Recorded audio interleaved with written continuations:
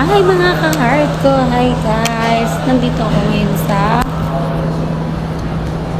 MOA.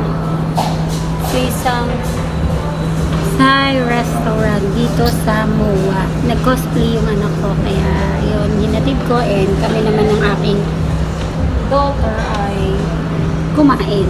So, tingnan natin yung food nila dito sa Thai food restaurant. Soup nila 65 pesos to. Let's see, tignan natin kung anong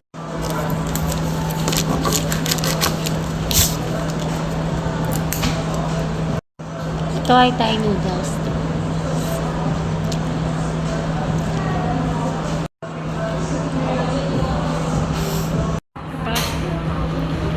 Thai coffee.